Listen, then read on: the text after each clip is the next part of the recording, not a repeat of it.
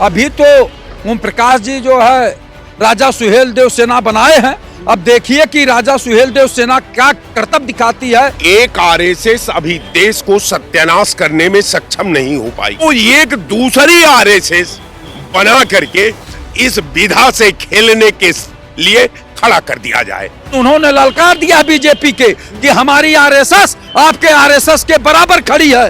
अब आपकी आरएसएस जो है डुप्लीकेट साबित होगी और हमारी आरएसएस ओरिजिनल और असली साबित होगी। राष्ट्रीय स्वयंसेवक संघ जो राष्ट्र का काम करता है, राष्ट्रहित का काम करता है, उसको देखते हुए ये सोचे आरएसएस बना लेंगे, एक डुप्लीकेट आरएसएस बन जाएगी तो जो है हम भी आरएसएस के हो जाएंगे। जब आरएसएस है तो आरएसएस का जवाब आरएसएस से देंगे। नमस्कार, आप देख रहे हैं खबर चौक और मैं हूं अमन सिंह वत्स आपके साथ। यूपी की राजनीति में इन दिनों बहुत कुछ हो रहा है। भारतीय जनता पार्टी के सहयोगी दल सुहेल देव समाज पार्टी के राष्ट्रीय अध्यक्ष ओपी राजभर ने एक नई सेना बना दी है और नाम रखा है आरएसएस। क्या जरूरत थी इस आरएसएस की और क्या प्रभाव पड़ने वाला है सियासत पर, इसी पर बातचीत करेंगे लखनऊ के लोगों से कि आखिर उनकी इस आरएसएस पर क्या राय है। जिस तरीके से ओपी राजभर ने आरएसएस बनाई है, राष्ट्रीय सुहेल देव सेना, क्या लगता है क्या जरूरत थी इसकी, सेना की क्या जरूरत थी समाज में और क्या असर पड़ेगा इसका? बिल्कुल बड़ा गंभीर आपने सवाल ला दिया। एक आरएसएस बनती है 1925 में और एक आरएसएस बनती है 2025 में, यानी 100 साल के बाद एक आरएसएस अभी देश को सत्यानाश करने में सक्षम नहीं हो पाई। तो इनको लगा कि अब वो हिंदुस्तान की एक मिनिमम आयु 100 साल की है, तो उन्होंने कहा कि साहब ये अभी सत्यानाश करने में काफी पिछड़ गई है, ये कमजोर हो गई है, तो एक दूसरी आरएसएस बना करके इस विधा से खेलने के लिए खड़ा कर दिया जाए। अब कहने का मेरा मतलब कि ओम प्रकाश जी क्या करते हैं, इनकी प्लानिंग क्या है, इनकी व्यवस्था क्या है, ये किस दिमाग के हैं, सोचते क्या है, प्लान क्या बनाते हैं। अरे आप राष्ट्र के निर्माण में कोई ऐसा काम करते कि जिसका आभा पूरे समाज को आकर्षण के एक आगोश में लेकर के पूरे हिंदुस्तान की निगाह को केंद्रित कर दे और मजबूर कर दे कि ये राष्ट्र की भूमिका में, राष्ट्र के निर्माण में, राष्ट्र के संप्रभुता में, राष्ट्र के सिस्टम में ये प्राण देने का काम करेगा। लेकिन आपके पास तो वो सोच है नहीं। आप वही रटी रटाई गेम को आप बार बार दोहराते हैं। तो कारण ये है कि एक आरएसएस की मंशा जो है हिंदुस्तान ने देखा, शुरू से लेकर के अब तक देख रहा है। अब दूसरी आरएसएस बन गई है।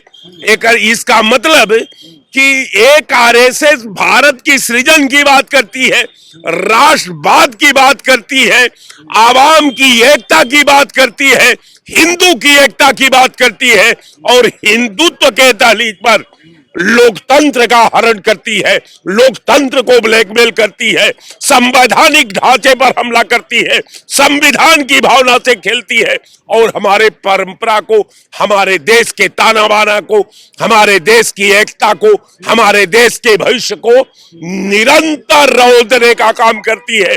निश्चित तौर पर मैं आपके डिबेट पर यह कह रहा हूं कि आरएसएस से हट जाते ओम प्रकाश जी, आपकी पार्टी है, वो आरएसएस कमाऊ प्राइवेट लिमिटेड कंपनी है।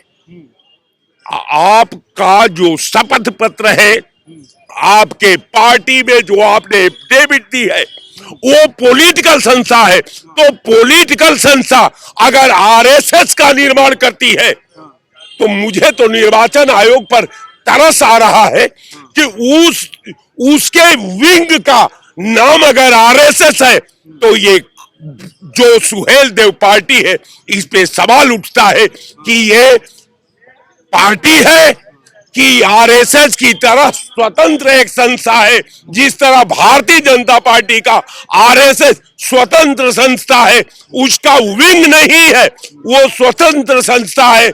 तो पहले तो ओम प्रकाश जी को ये साफ कर देना चाहिए कि ये जो हमने आरएसएस बनाया है ये स्वतंत्र है, कि आपका विंग है, कि आपके सहयोगी संगठन है, ये आपके फ्रंटल है, कि आपके सेल है, कि आपकी बैटरी है, ये तो आपको बताना होगा।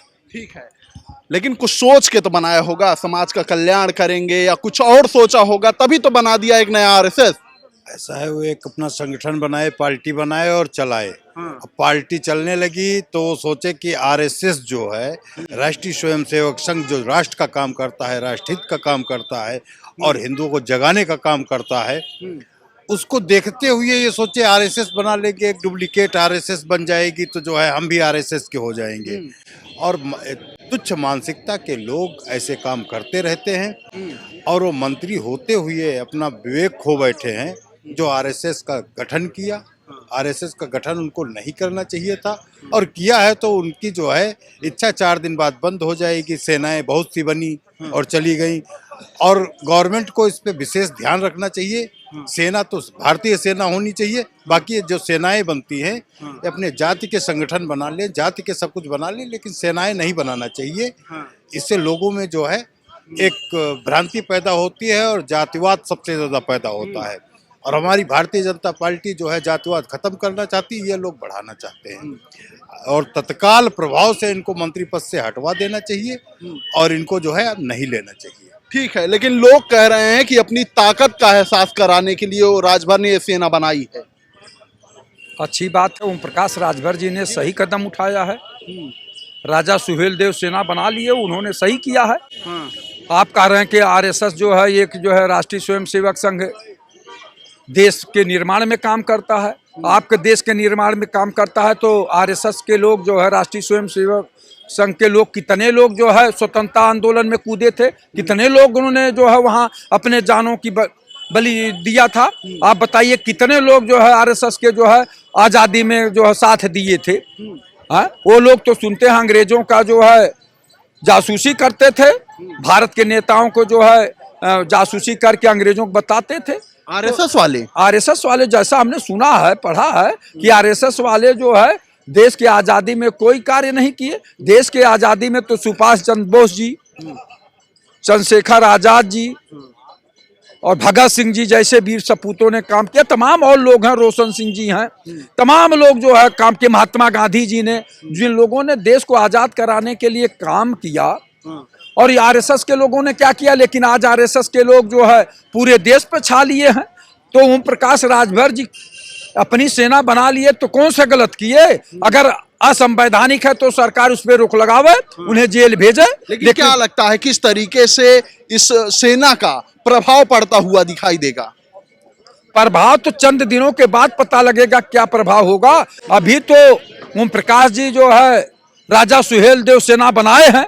अब देखिए कि राजा सुहेल देव सेना क्या करतब दिखाती है और कितना भारत पे असर डालती है या उत्तर प्रदेश पे असर डालती है, ये तो भविष्य की बात है। लेकिन उन्होंने ललकार दिया बीजेपी के कि हमारी आरएसएस आपके आरएसएस के बराबर खड़ी है। अब आपकी आरएसएस जो है डुप्लीकेट साबित होगी और हमारी आरएसएस ओरिजिनल और असली साबित होगी, जो गरीबों, पिछड़ों, जो है आदिवासियों की लड़ाई लड़ेगी।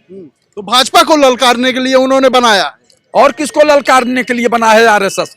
जब आरएसएस है तो आरएसएस का जवाब आरएसएस से देंगे। उन्होंने सही काम किया है।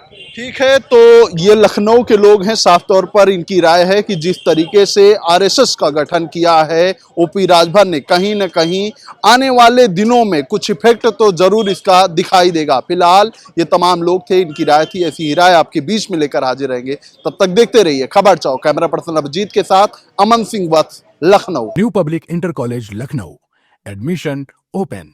फॉर मोर इन्फॉर्मेशन कॉल 0522 282232 और 7755 089585।